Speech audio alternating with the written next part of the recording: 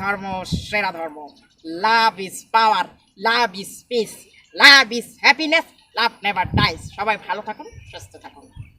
তারপর হচ্ছে সিফাতুল্লাহ সেফুদা এরকমও ডায়লগ দেয়, মানে কচি কচি সুন্দরী তরুণীরা তার জন্য পাগল আর কি। সে হচ্ছে মানে সিনিয়র জায়েদ খান আর কি, ওরকম টাইপের। যাই হোক, তো জায়েদ খানের দেখা গেছে সিফাতুল্লাহর বয়সে একটা সময় বলবে ও তোর এখন হচ্ছে সে অনেক মেয়ে পছন্দ করে, গার্লফ্রেন্ড থাকতেই পারে। যাই হোক, তো একটা হচ্ছে সিনিয়র, একটা হচ্ছে জুনিয়র।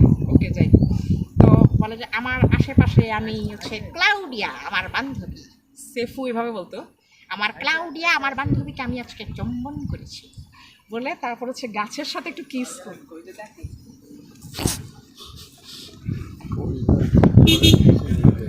ও ক্লাউডিয়া, ক্লাউডিয়াকে আমি ভালোবেসেছি। ক্লাউডিয়া আমার বান্ধবী।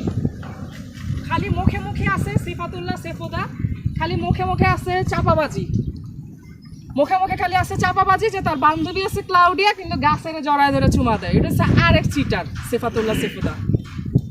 আবার মানে কিছু কিছু কথা ট্রু, সে অনেক হাই এডুকেটেড শিক্ষিত, কিন্তু হালকা পাগলা আছে।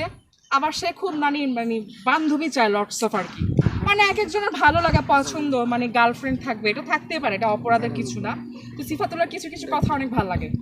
তারপরে রোজি একটা ছিল, বলতো সিফাতুল্লাহ চাহনি এত স্বাদ। তারপরে ওই যে রোজিরে গাল দিছিল, সেফাতুল্লাহ সেফুদা রোজিরে গাল দিছিল, বলছে কি এই বেডি তোর চেহারা আমার ভালো লাগে না, কামলা দেখ গার্মেন্টস কাট, আমার কত সুন্দর কচি কচি তরুণী বান্ধবী। সেফাতুল্লাহ সেফুদা তার খুব মানে পছন্দ, বলে যে আমার জন্য কচি কচি সুন্দর তরুণীরা পাগল হয়ে যায়। আমার অনেক বান্ধবী আছে, যে ক্লাউডিয়া আছে, তারপর রোজি আমাকে নিয়ে অনেক চিঠি লেখালেখি করেছিল, গান লিখেছিল।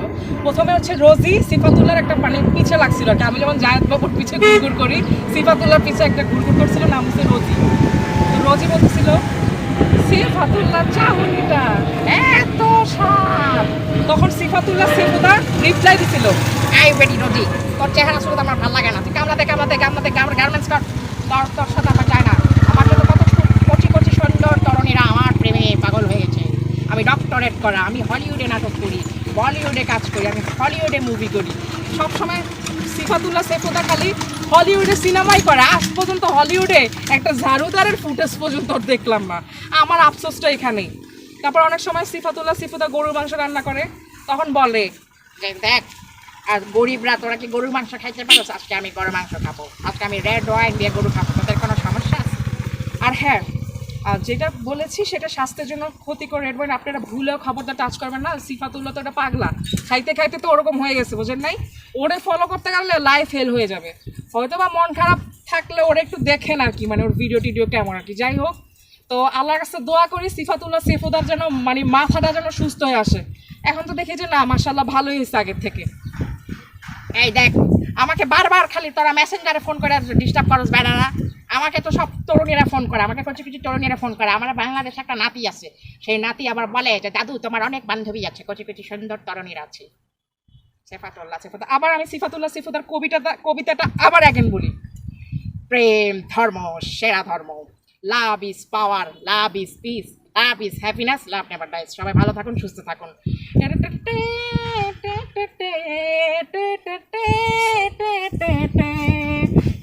প্রেম ধর্ম সেরা ধর্ম। এটা হচ্ছে আমি সিফাতুল্লাহকে মানে মনে করি যে গুরুজি, কারণ আমার অনেক সময় মন খারাপ থাকলে তার ভিডিওগুলো অনেক দেখতাম।